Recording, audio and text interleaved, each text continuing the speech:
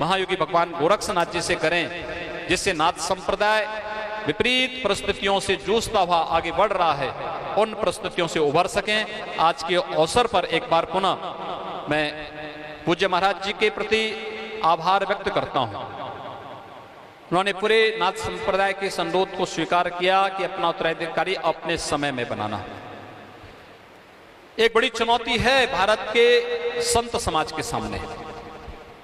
हम लोग देख रहे हैं अच्छे अच्छे मठ, अच्छे अच्छे मंदिर उत्तराधिकारी के अभाव में उजड़ते हुए दिखाई दे रहे हैं। झगड़े के अड्डे बनते जा रहे हैं। मैं रोज गोरखपुर में देखता हूं, कोई ना कोई बुजुर्ग साधु मेरे पास आता है और कहता है कि मैं मठ को लिख रहा हूं।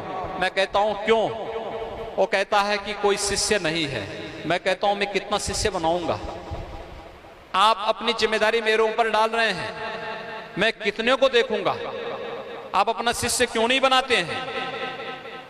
एक चुनौती है।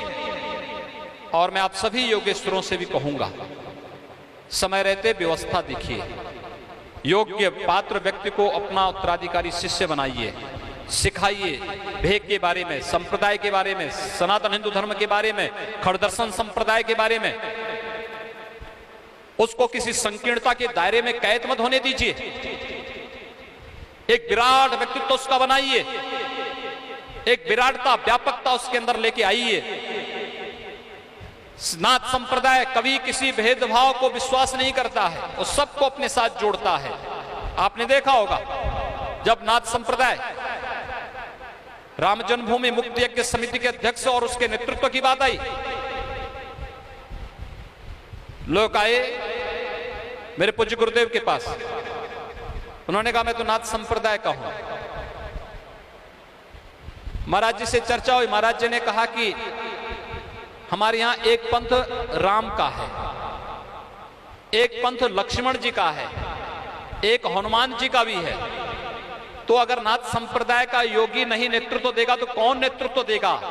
तो महाराज जी ने सर स्वीकार किया कि ठीक है, राम जन्मभूमि मुक्ति के लिए, यज्ञ के लिए मैं अपने आप को समर्पित करता हूं। और नाथ संप्रदाय का एक योगी राम जन्मभूमि मुक्ति आंदोलन, जो स्वतंत्रता के बाद सबसे बड़ा सांस्कृतिक आंदोलन है, उसको नेतृत्व देता है। अगर संकीर्णता होती तो हम भी तो हट सकते थे। नहीं, कभी नहीं हटे, कभी नहीं टिके। और विपरीत परिस्थितियों में उसको नेतृत्व प्रदान करते हुए कार्य किया।